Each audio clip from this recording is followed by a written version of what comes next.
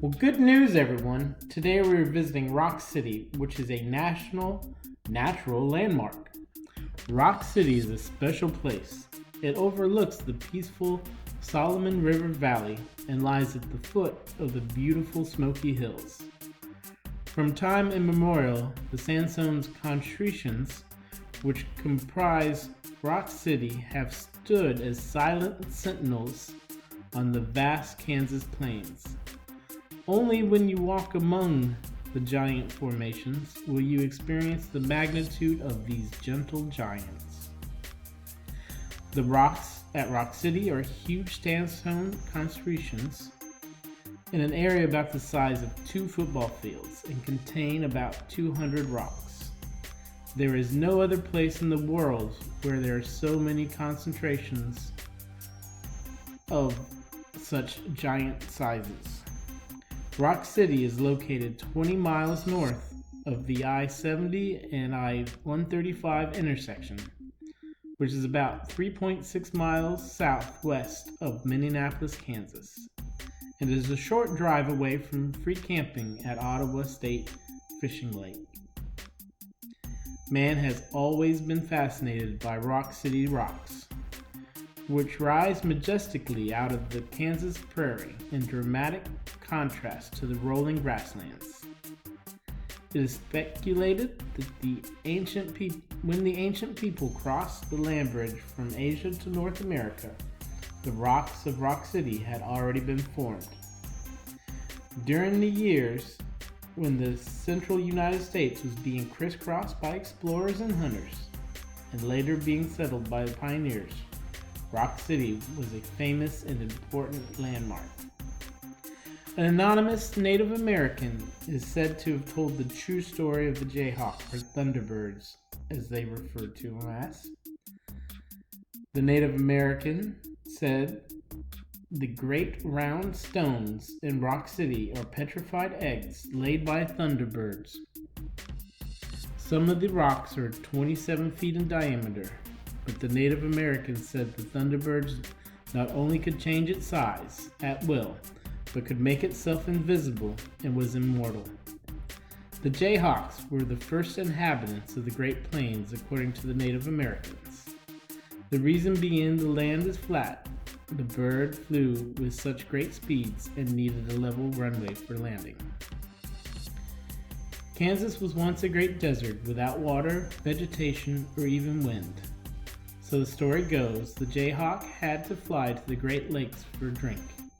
It happened one hot summer day. Several million Jayhawks started northeast for water, and the tremendous force, a strong breeze from the southwest. The breeze is still noticeable today, especially at Rock City. Although concretions occur when there is sedimentary rock, the Rock City concretions are remarkable because of their size and large number.